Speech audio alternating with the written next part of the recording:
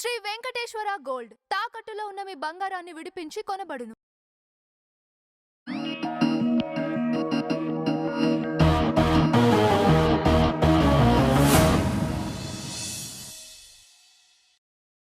అధ్యక్ష, కొంచెం నాకు కూడా సమయం ఇవ్వాలి అధ్యక్ష, ఎందుకంటే చాలా ఇంపార్టెంట్ క్వశ్చన్ ఇది. కేవలం ఇక్కడ ఉన్న సభ్యులకే కాదు, విశాఖపట్నంలో ఉన్న ప్రజలు కూడా సమాధానం చెప్పాల్సిన బాధ్యత ఒక ఐటీ శాఖ మార్చిలుగా నా పైన ఉంది అధ్యక్ష.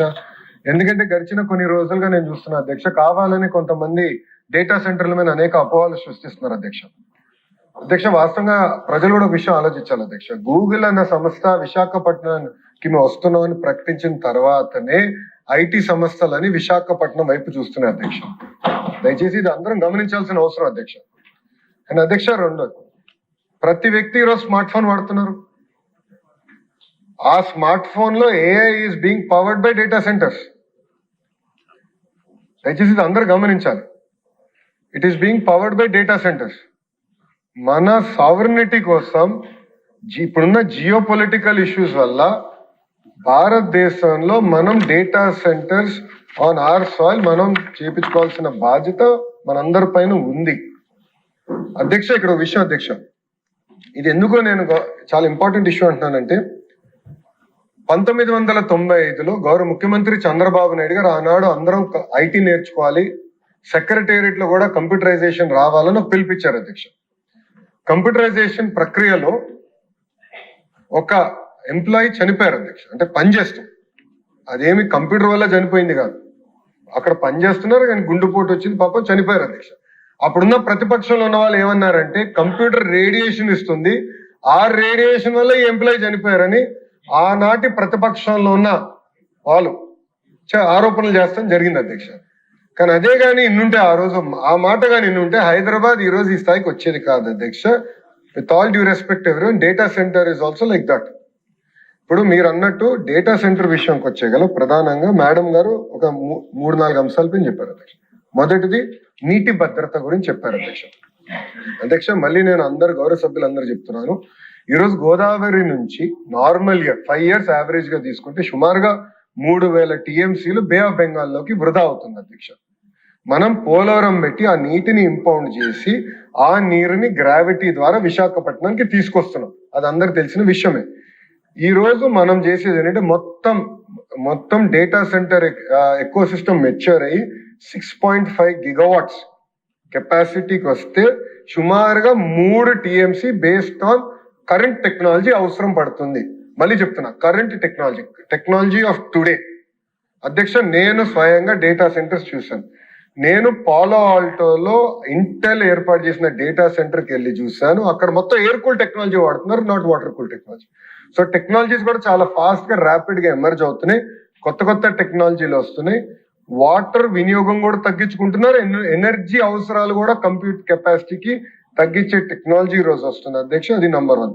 నంబర్ 2, పోలవరం నుంచి వస్తున్న నీరు ప్రత్యేకంగా విశాఖపట్నానికి డెడికేటెడ్ ఎలకేషన్ ఉంది. నంబర్ 1, దాంట్లో సిటీ కావాల్సిన అవసరం అంటే ప్రజలకి కావాల్సిన అవసరాలు, అర్బన్ అవసరాలు 1, ఇండస్ట్రీకి కావాల్సిన అవసరాలు 2, మూడోది రైతులకు కావాల్సిన అవసరాలు చాలా క్లియర్ గా స్పష్టంగా దాంట్లో పొందుపరచడం జరుగుతుంది.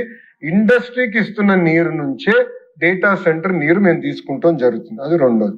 మూడోది, ఇప్పుడే చెప్పినట్లు కూలింగ్ టెక్నాలజీ కూడా మారుతుంది, అడ్వాన్స్ టెక్నాలజీస్ వస్తున్నాయి. దానివల్ల పర్ లీటర్ ఆఫ్ వాటర్ కి కూలింగ్ కి మెరుగైన టెక్నాలజీ వల్ల అవసరాలు కూడా తగ్గుతున్నాయి.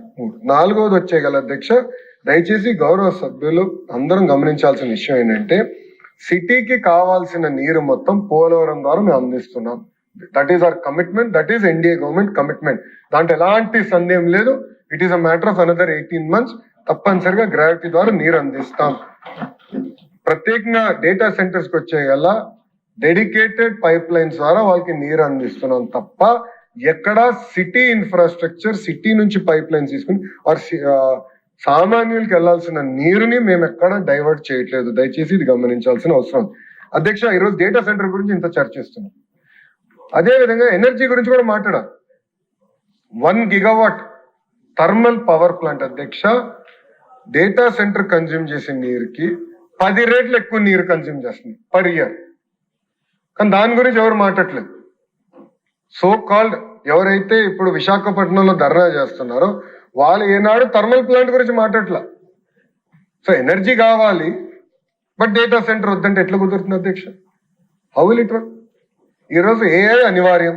AI is part of our life. ఈ రోజు గూగుల్ అంత పెద్ద ఎత్తున పెట్టుబడి పెడుతుంది కనుక పోటీపడి ఈ రోజు అధ్యక్ష నేను మెసేజ్లు తీసుకోవాలంటే భయపడుతున్నా. ఎందుకంటే ఇప్పుడు అందరు పోటీ పడుతున్నారు. విశాఖపట్నం మాకు ఎలకేషన్ ఇవ్వండి, మాకు ఎలకేషన్ ఇవ్వండి. ఈ రోజు ప్రభుత్వం పిక్ అండ్ చూస్ పరిస్థితికి వచ్చింది. ఎందుకంటే గౌరవ ముఖ్యమంత్రి గారు మాకు చెప్పింది 6.5 గిగావాట్ కన్నా ఎక్కువ వెళ్ళొద్దు.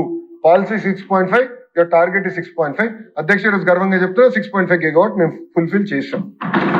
It is over. Allocation is completed.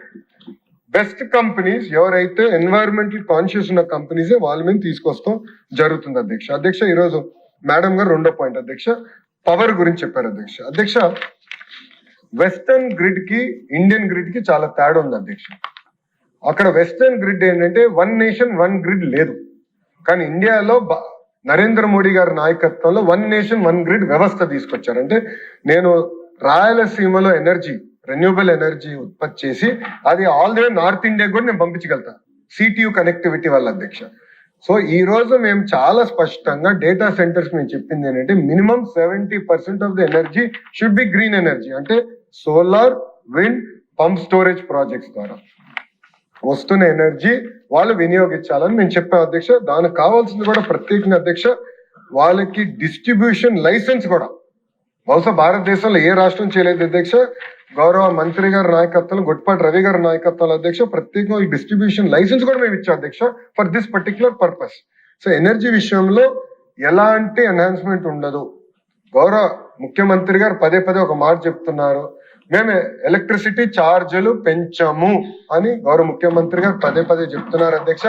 పెంచుతాం కాదు కదా, ఈ సంవత్సరం మంత్రి గారు పర్యవేక్షణలో అధ్యక్ష 13 పైసలు కరెంటు ఛార్జీలు తగ్గించిన ఘనత మన ఎన్డీఏ ప్రభుత్వం ఉంది. దయచేసి ఇది గౌరవ సభ్యురాలు గుర్తించాలని నేను కోరుతున్నా అధ్యక్ష. అధ్యక్ష ఇంకో పక్కన అధ్యక్ష ఈరోజు ఒక చర్చ జరుగుతుంది అధ్యక్ష. డేటా సెంటర్ కేవలం ఒక డేటా సెంటర్ వల్ల ఉద్యోగాలు వస్తాయా అని. అధ్యక్ష మళ్ళీ నేను చెప్తున్నా, ఒక డేటా సెంటర్ కాదు, ఎంటైర్ ఎకో సిస్టమ్ అనేది చాలా చాలా అవసరం. Data centre is a catalyst of this eco system.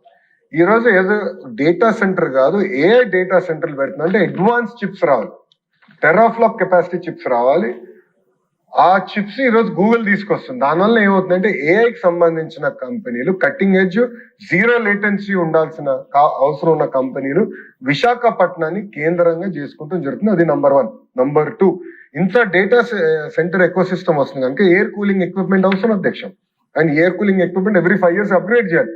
దానివల్ల ఈరోజు కెరియర్ ఆంధ్ర రాష్ట్రంలో పెట్టుబడి పెడుతుంది, ఎల్జీ ఆంధ్ర రాష్ట్రంలో పెట్టుబడి పెడుతుంది, ఇంకొక కంపెనీ కూడా ఈరోజు ఆంధ్ర రాష్ట్రంలో పెట్టుబడి పెట్టి రాయలసీమ, ఎందుకంటే రైజింగ్ రాయలసీమలో ఏకంగా మ్యానుఫ్యాక్చరింగ్ ఎకో సిస్టమ్ ఏర్పాటు చేస్తున్నాం కనుక అక్కడ సుమారుగా 20,000 మందికి కేవలం కూలింగ్ వల్ల, ఈ కూలింగ్ ఎకో సిస్టమ్ వల్ల 20,000 మంది నిరుద్యోగ యువకులకి ఉద్యోగాలు మనం కల్పించబోతున్నాం అధ్యక్ష. That is number 1. నంబర్ 2 అధ్యక్ష పవర్ జనరేషన్, ఈ ట్రాన్స్మిషన్ లైన్స్ అధ్యక్ష. గౌరవ మంత్రి గారు కూడా తెలుసు, ఇంత పెద్ద ఎత్తున 6.5 గిగావాట్స్ చేయాలంటే ప్రత్యేక ట్రాన్స్మిషన్ ఎకో సిస్టమ్ అవసరం ఉంటుంది, ప్రత్యేక సబ్ స్టేషన్స్ ఏర్పాటు చేయాల్సిన అవసరం ఉంటుంది, వరల్డ్ క్లాస్ సబ్ స్టేషన్స్ తీసుకురావాల్సిన బాధ్యత మన పైన ఉంటుంది అధ్యక్ష. దాంట్లో భాగంగా ఈ రోజు అనేక కంపెనీలు మళ్ళీ ఆంధ్ర రాష్ట్రం వైపు చూస్తున్నాయి. ప్రత్యేకంగా విశాఖపట్నంలో వాళ్ళు భూములు అడుగుతున్నారు అధ్యక్ష. ఎందుకంటే ఇలాంటి వరల్డ్ క్లాస్ ట్రాన్స్ఫార్మర్స్ ఏర్పాటు చేయాలి, డ్రై ట్రాన్స్ఫార్మర్స్ ఉన్నాయి, అవన్నీ ఏర్పాటు చేయాలి, తయారు చేయాలి, మళ్ళీ అవన్నీ స్టోర్ చేసి డెలివరీ టైంకి చేయాలంటే దానికి కావాల్సిన ఎకో సిస్టమ్ ఇన్ఫ్రాస్ట్రక్చర్ కూడా కావాలని వాళ్ళు కోరటం కూడా జరిగింది. అదే మంత్రి గారితో కూడా నేను కోఆర్డినేట్ చేసి అది కూడా విశాఖపట్నం కేంద్రంగా మేము ఏర్పాటు చేస్తాం జరుగుతుంది అధ్యక్ష. అధ్యక్ష ఇక్కడ ఒక చిన్న పాయింట్ అధ్యక్ష, వాటర్ విషయంలో ఒక చిన్న పాయింట్ నేను మిస్ అయ్యాను అధ్యక్ష. ప్రత్యేకంగా ఒక సంస్థ 100 MLD డీసాలినేషన్ ప్లాంట్ కూడా ఏర్పాటు చేస్తున్నారు అధ్యక్ష. వాళ్ళే ఒక డీసాలినేషన్ ప్లాంట్ ఏర్పాటు చేసి డీసాలినేటెడ్ వాటర్ వాళ్ళు వాడుకుంటాం జరుగుతుంది అధ్యక్ష. దానికి కూడా ప్రభుత్వం కట్టుబడి ఉంది అధ్యక్ష. అంతేకాకుండా సెకండ్ వచ్చేగల అధ్యక్ష పవర్ ఎలక్ట్రానిక్స్ అధ్యక్ష. పవర్ వచ్చిన సబ్ స్టేషన్ కి వచ్చిన తర్వాత అక్కడి నుంచి డేటా సెంటర్ కి వచ్చిన తర్వాత పవర్ ఎలక్ట్రానిక్స్ అనేది అనదర్ బిగ్ బిజినెస్ అధ్యక్ష. ఆ పవర్ ఎలక్ట్రానిక్స్ మ్యానుఫ్యాక్చరింగ్ సంస్థల్లో కూడా ఈ రోజు రాయలసీమకు వచ్చి పెట్టుబడులు పెడుతున్నాయి అధ్యక్ష. ఎందుకంటే అక్కడ ఆల్రెడీ ఈ ఎలక్ట్రానిక్స్ ఎకో సిస్టమ్ ఉంది కనుక అక్కడ ఆ ఎకో సిస్టమ్ లో పవర్ ఎలక్ట్రానిక్స్ ఎకో సిస్టమ్ కూడా ఈ రోజు ప్రభుత్వం ఏర్పాటు చేస్తున్న అధ్యక్ష. అంతేకాకుండా అధ్యక్ష fibre, end of the madam గారు కూడా బాగా తెలుసు, fibre is very important for data. Fibre manufacturing సంస్థను మేము తీసుకొస్తున్నాం ఆంధ్ర రాష్ట్రానికి. ఫైబర్ తయారు చేసే సంస్థని కూడా ఆంధ్ర రాష్ట్రానికి తీసుకొస్తున్నాం. అంతేకాకుండా ఈరోజు విశాఖపట్నంలో 3 కేబుల్ ల్యాండింగ్ స్టేషన్స్ ఏర్పాటు చేసి we're connecting Visakhapatnam to the globe అధ్యక్ష.